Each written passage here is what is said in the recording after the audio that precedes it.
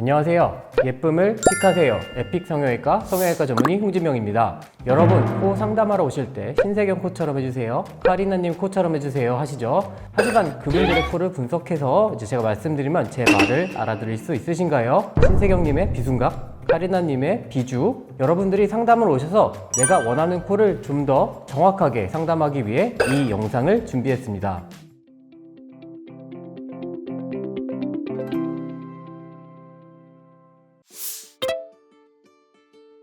아는 만큼 보이고 아는 만큼 들리는 법입니다. 저도 상담을 최대한 오래 성의 있게 해드리고 싶지만 상담 환자분들은 늘 몰려서 한꺼번에 오시다 보니 한 분 한 분 오래 상담하기 힘든 경우가 있습니다.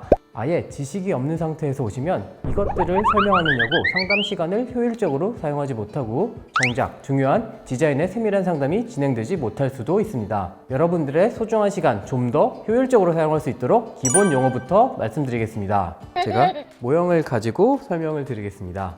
일단 이 모형에서 코는 두 파트로 나뉘는데 이 부분이 콧대, 이 부분이 코끝이라고 할 수 있고요. 콧등과 콧대는 거의 비슷한 표현인데 콧등의 경우에는 코의 표면을 말할 때 콧등이라는 표현을 더 많이 쓰고 있습니다. 그리고 코끝에서 콧구멍을 만드는 이 살 부분을 콧날개라고 표현하고요. 콧날개 사이에 가운데 이 부분을 비주라고 표현합니다. 비주와 입술이 이루는 각도를 비순각이라고 표현하고요. 코 내부의 구조로 들어가서 콧날개를 만드는 연골을 날개 연골이라고 표현하고요. 콧구멍은 두 개로 나눠져 있는데 그 사이를 막고 있는 연골이 있습니다. 그 연골을 비중격 연골이라고 합니다. 그리고 이 콧대를 이루는 구조물이죠. 만져보면 딱딱한 코뼈가 안에 위치하고 있습니다.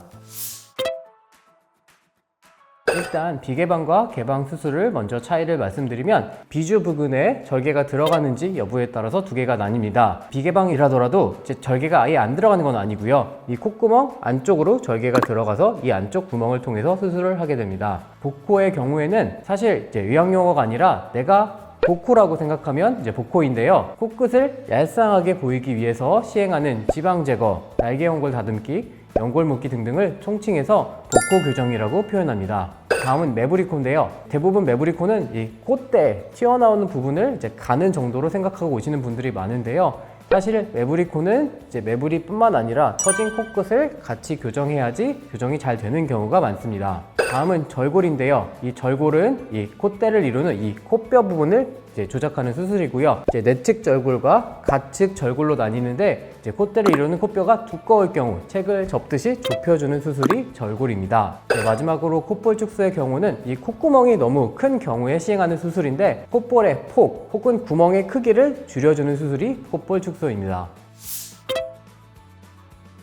기본적으로 움직이고 자주 만지는 부분은 연골로, 움직이지 않는 부분은 보형물로 한다고 생각하시면 편합니다. 코끝은 귀연골, 비중격, 늑연골 등의 연골을 사용하고요. 귀연골이 가장 부드럽고 늑연골이 가장 튼튼하지만 딱딱합니다. 콧대의 경우에는 움직이지 않는 부분인데 대부분 실리콘을 사용하거나 실리콘에 거부감이 있는 경우에는 진피로 만들어진 보형물을 사용하기도 합니다.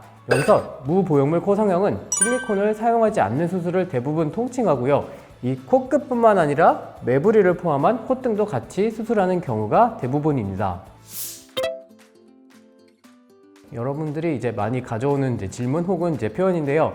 이 라인이라는 게 어떤 각도나 어디서 바라보느냐에 따라서 같은 사람이지만 찍힌 사진별로도 라인은 다를 수 있기 때문에 절대적인 건 없다고 먼저 생각을 하셔야 되고요. 콧대의 경우에는 몇 미리를 높이는지 뼈 위에 얇은 피부가 바로 있어서 표현이 바로 가능한데요. 코끝의 경우에는 볼은 물렁물렁해서 절대적 기준이 될 수 없고요.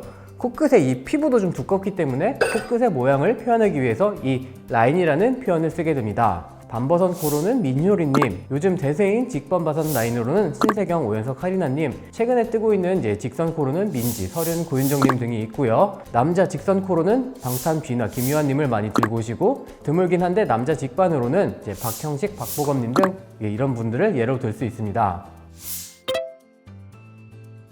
네, 일단 이것도 정의 설명에 가까운데요. 낮은 코는 콧등의 높이가 낮은 코를 말하고요. 코 끝이 짧아서 콧구멍이 잘 보이는 코를 짧은 코라고 합니다. 반대로 이 긴 코는 콧등부터 코끝까지 이 길이가 평균보다 긴 경우를 말하고요. 화살코 혹은 처진 코가 동반된 경우가 많습니다. 다음으로 이제 휜 코는 말 그대로 이제 정면에서 보았을 때 코의 중심층이 똑바르지 않고 휘어 있는 경우를 이제 말하고요. 용코는 조금 애매하게 표현할 수도 있는데 이제 용의 코처럼 이제 콧날개가 투축되어서 벌어져 있고, 반면 이제 비주 부분은 좀 발달해서 화살코처럼 보이는 경우를 말합니다. 복코는 이제 내가 그냥 코끝이 통통하다 생각하면 이제 복코라고 생각하시면 됩니다.